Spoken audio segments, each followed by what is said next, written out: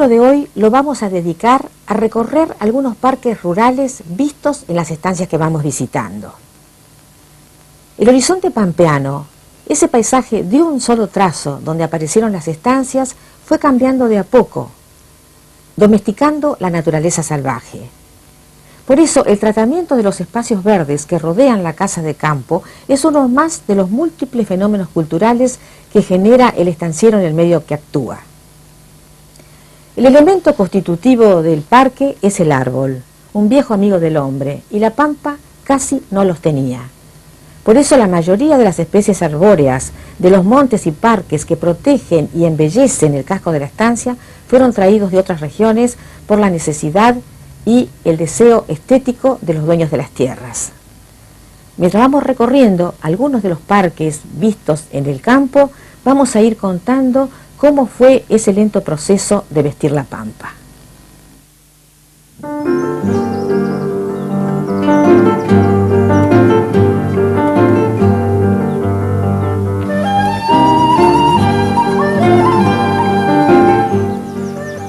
La región pampeana anterior a la conquista era una inmensa llanura cubierta de altos pajonales, cuya altura superaba la del hombre.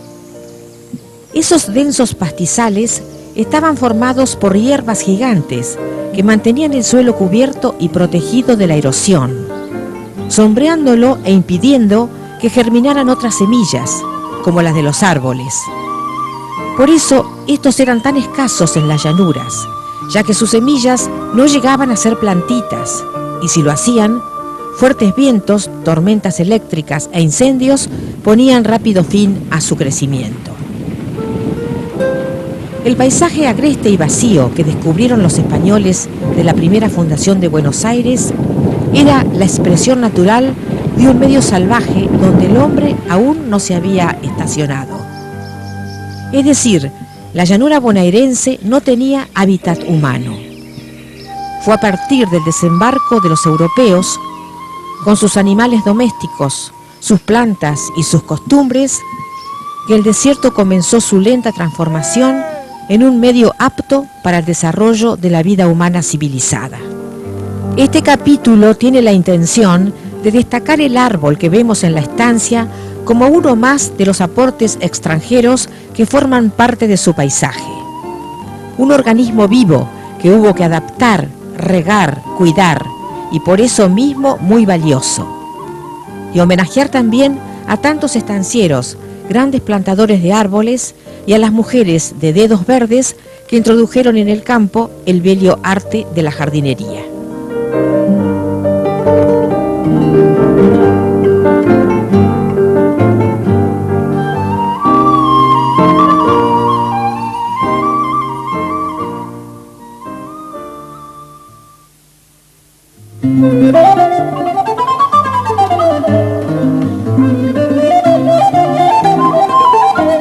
Al trasponer la tranquera, la mayoría de las estancias presentan una calle de acceso flanqueada por largas arboledas, y también, en la mayoría de los casos, esas plantas son eucaliptus. De tan común, de tan linda y acriollada, nos parece que el eucaliptus siempre estuvo en la pampa. Sin embargo, es de origen extranjero, como casi todos nosotros, y simboliza todo este proceso de culturación rural que hoy vamos a destacar a través de algunos parques estancieros. Si el ombú es el árbol emblemático de la campaña antigua y el duraznero el humilde arbolito de la estancia vieja, el eucaliptus es la planta adoptiva del campo actual, quizás el único aporte que vino del hemisferio sur, dada su lejana procedencia australiana. Si bien las arboledas que acortinan los cascos de las estancias sureñas son una necesidad para protegerse de los vientos y de los solazos, los parques, en cambio, son la evidencia de un anhelo por embellecer el espacio en que se desarrolla la vida doméstica de la familia rural.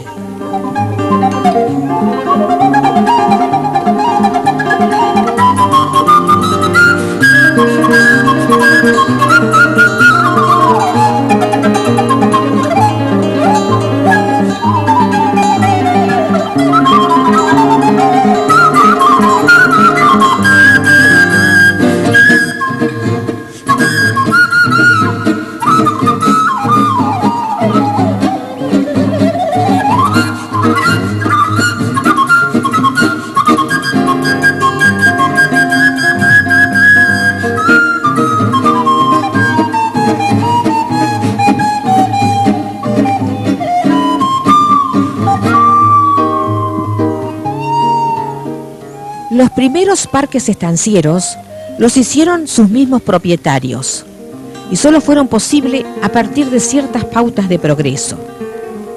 Por ejemplo, el alambrado, que permitió cercar áreas protegidas para el desarrollo de las plantas, el molino para el riego, el ferrocarril, que agilizó el transporte de plantas, herramientas y hasta objetos artísticos con que adornar el jardín. Y por cierto, los distintos grupos migratorios que poblaron la campaña, por ejemplo, los británicos, con su vocación rural, sus costumbres y su amor entrañable por los caballos, los perros y la jardinería. Esta estancia que estamos viendo se llama justamente Los Ingleses. Está situada en el partido de General Lavalle y lleva casi 180 años en manos de la misma familia, los Gibson. Superado el periodo primitivo, con sus ranchos cercanos al mar y su planterío costero, se empezaron a levantar estas casas y a plantar este monte. Con las modificaciones y ampliaciones propias del devenir de las familias, esta arquitectura de estancia vieja se mantiene fiel a su dibujo escocés y se rodea de árboles de adorno y jardines que jamás faltaron en su larga trayectoria. Habitada permanentemente por sus propios dueños, fueron sus mujeres las que en cada generación se arrodillaron sobre la tierra para conseguir el milagro de las flores. El país de las estancias regresa en breves instantes. Hoy les presento uno de mis 10 libros dedicados al fascinante espacio rural que descubrí hace más de 50 años. En la Ruta de las Estancias, edición corregida y aumentada, ya está en las librerías del país. Ahora, en la home de elrural.com, toda la información, de punta a punta en tu celular, computadora o tablet. La programación en vivo, los mercados, pronósticos climáticos, noticieros y mucho más. Para ver a toda hora y en cualquier lugar. En elrural.com, la web de Canal Rural.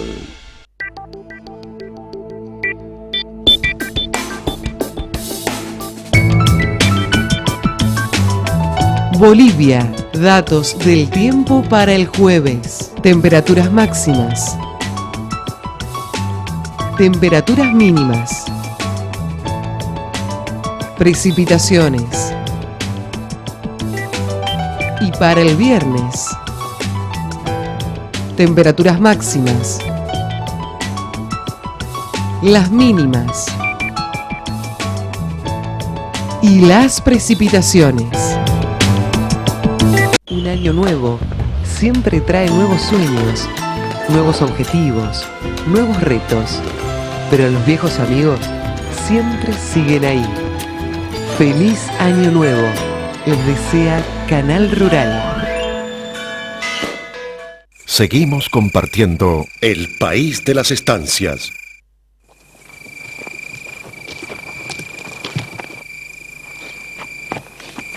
La estancia Juan Jerónimo está en el partido de Magdalena, al borde mismo del Río de la Plata.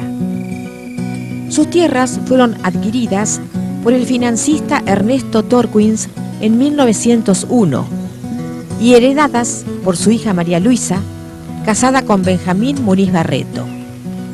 Estos son los que construyen el casco de esta estancia en una arquitectura muy refinada, estilo ferrocarrilero, muy en boga a principios del siglo XX, pero el parque lo diseñaron ellos mismos en un gusto sencillo y rústico, afín con la naturaleza del lugar. Por eso el árbol que predomina en este parque es el tala, una especie autóctona que al crecer fuera del monte emite un ramerío extenso y una conformación desmañada y salvaje de gran encanto. Entre los talas, a los costados de los caminos blancos cubiertos de conchillas, se levantan pabellones dispersos afectados a distintas funciones, entre los que nos interesan los que sirven a la jardinería. A María Luisa Torquins le gustaba la vida al aire libre, el campo y las plantas. Tenía gran afición por la jardinería, de la cual han quedado muchos testimonios en esta estancia que hoy pertenece a sus nietos. En primer lugar, una serie de fotografías de tipo postales, sacadas allá por 1930 y muy en boga en la época. Nos muestran el paisaje cuidado que ofrecía la sencilla parquización de este casco de estancia, así como la casa del jardinero, la casita de las herramientas y la de la caldera para calentar el agua para los viveros. Y también están los famosos orquidiarios y el chalecito privado en medio de los jardines y rosedales para que María Luisa Torquins tomara el té con sus amigas. Estas mujeres, amantes de las flores, fueron las precursoras de los clubes de jardinería y las asociaciones de horticultura que se crearon en el país.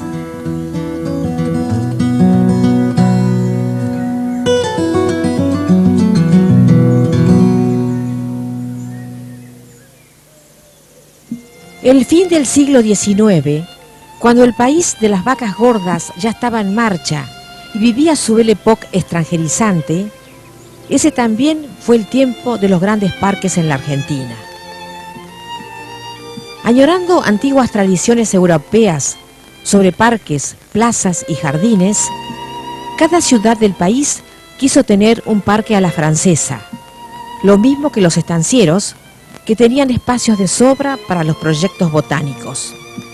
Así fue como las grandes mansiones campestres que se levantaban entre los pajonales de la llanura, como en Huetel, que estamos mirando, se rodearon de enormes parques al estilo europeo, para que la pampa no se viera y se creara la ilusión de una vida rural de gran refinamiento. De ese tiempo nunca más repetido, en que se formaron los grandes parques y se edificaron mansiones y palacios en las ciudades y en los campos, se contrataron muchos arquitectos europeos, los que encontraron tanto trabajo aquí que la mayoría se quedó a vivir para siempre en Buenos Aires. Uno de esos casos es el del arquitecto paisajista Charles Tays, nacido en Francia y llegado a nuestro país en 1889, contratado para hacer un gran parque en la ciudad de Córdoba. Tays se enamoró de una argentina, se casó y se quedó aquí con el cargo de director de paseos públicos de la ciudad de Buenos Aires. Tays fue un gran trabajador y produjo forestaciones de adorno de singular importancia. Se lo recuerda especialmente por su obra pública, como los parques de Palermo, el Jardín Botánico y tantos parques provinciales. Pero en su actividad privada se volcó al diseño y plantación de tantos parques estancieros que hay cientos de establecimientos cuyos parques se atribuyen a su autoría.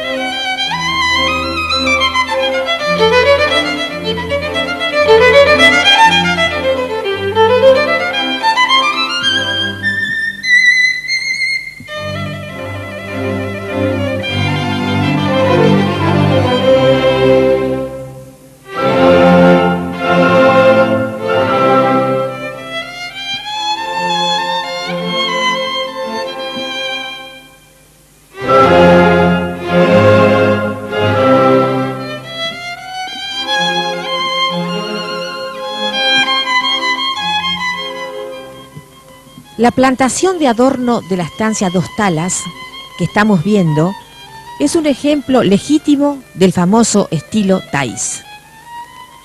Después de 100 años de plantada, ninguna parquización conserva el diseño original. No solo porque envejece, se deforma o pierde ejemplares, sino que se van achicando por cuestiones prácticas o se abandonan por antieconómicos. La estancia Dos Talas nació bajo el signo del árbol, ya que es el primer campo que tuvo el famoso estanciero vasco-francés Pedro Luro, cuya rica leyenda personal dice que se lo ganó plantando tantos árboles para un desprevenido cliente que cuando éste tuvo que pagarle, le escrituró parte de su tierra. El Parque de Dos Talas fue comenzado por Thais en 1908. Pensado para dar lucimiento a una residencia afrancesada, mandada a edificar por Agustina Luro de Sancinena, se trazaron amplias avenidas flanqueadas por especies únicas, como paraísos, casuarinas, pinos y plátanos. También se realizó una extensa avenida de circunvalación y se cavó un lago, típico de los parques de Thais, donde todavía se puede ver parte del artístico embarcadero y enfrente una isla cubierta por abigarrado planterío.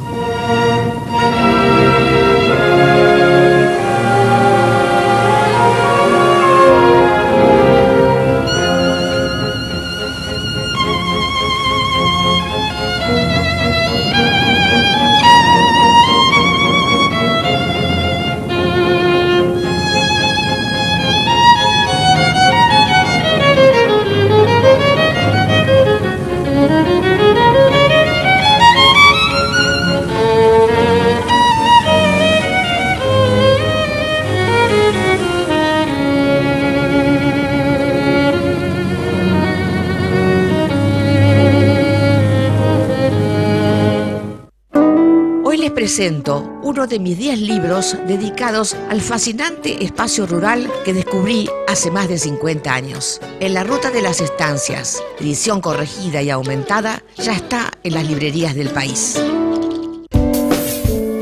Ya comienza Ganadería con Todos.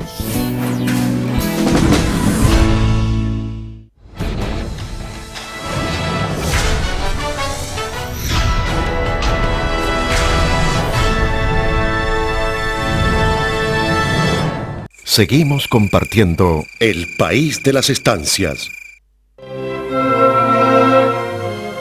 Los grandes parques estancieros no solo se destacaban por la firma de los paisajistas que los creaban o por la belleza de sus composiciones pictóricas, sino que se caracterizaban por sus enormes superficies, a veces insólitas, siempre irrepetibles. Aunque muchos abarcaban cientos de hectáreas, no debe haber ninguno tan extenso como el Parque de la Estancia y Cabaña San Juan, de la familia Pereira Iraola, situado en las cercanías de la ciudad de La Plata.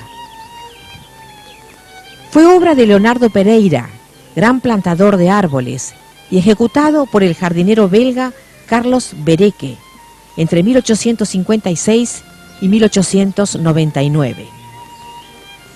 Esta plantación, que llegó a abarcar unas 500 hectáreas, se extendía hacia todos los rincones de la propiedad, formando núcleos forestados donde oportunamente sus herederos levantarían sus propios caseríos. Tal es el caso de la estancia Abril, cuyo parque estamos disfrutando, diseñado para enmarcar la residencia campestre que mandó edificar Laura Pereira Iraola.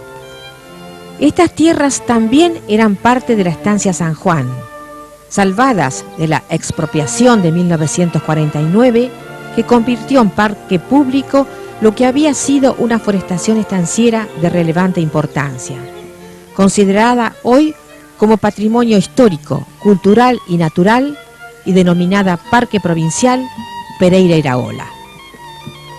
Actualmente, la estancia Abril se está convirtiendo en un country, una nueva modalidad de vivir en el campo, disfrutando de una bella vida rural sin la necesidad de ser estanciero.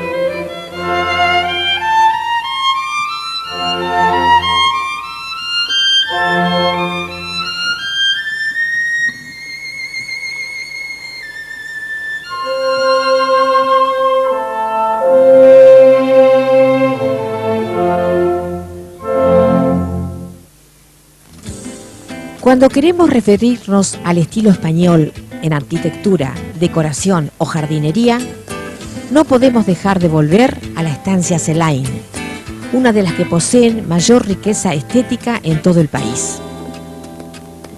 Allí el estilo español está recreado en todos los detalles. La estancia está emplazada en un sector ondulado y rocoso del partido de Tandil, donde sobresalen cerros y peñascales de notables posibilidades estéticas si son descubiertas por un artista como Enrique Rodríguez Larreta, esposo de Josefina Anchorena, heredera de estas tierras. Por eso se eligió un emplazamiento alto y rocoso para levantar el palacio hispano-islámico que diseñó el arquitecto Martín Noel. El edificio, en posición de atalaya, posibilitó la creación de un parque en las laderas del cerro, aprovechando los desniveles y las afloraciones de grandes piedras para construir escaleras, terrazas, estanques y crear una serie de visuales opuestas para disfrutar del paisaje desde distintos niveles y lugares. Este parque fue comenzado en 1906 por el paisajista alemán Hernán Bottrich y completado en 1917.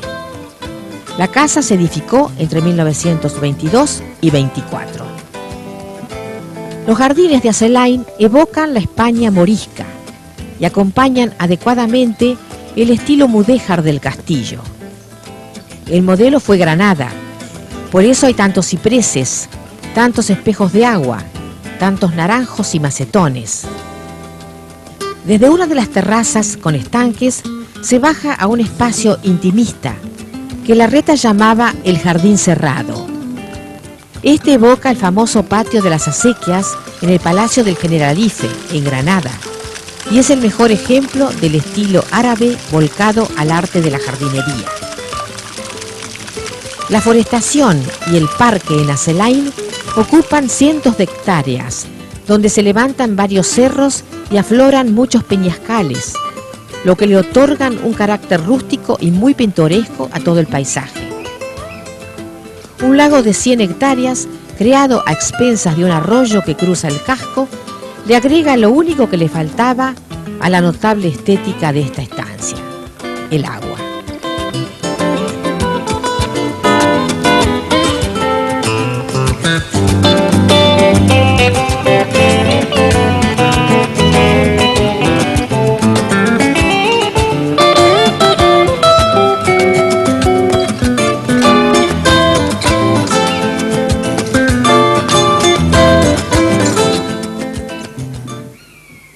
Los viejos estancieros, quizás abrumados por la desmesura geográfica de la Pampa, por esa sensación de inmensidad y soledad que se experimenta en el desierto, se encerraron en casas y parques a la europea.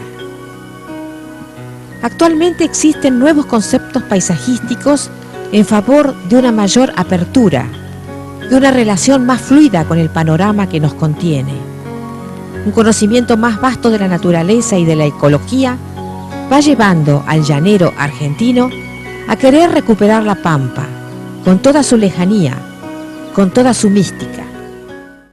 El parque y los jardines de Santa Isabel resumen las tendencias actuales: espacio, luz, color, armonizando la arquitectura con las flores, con la pileta de natación, con el paisaje circundante, con los horizontes lejanos y con los cielos cambiantes de la pradera. Hasta la próxima vez.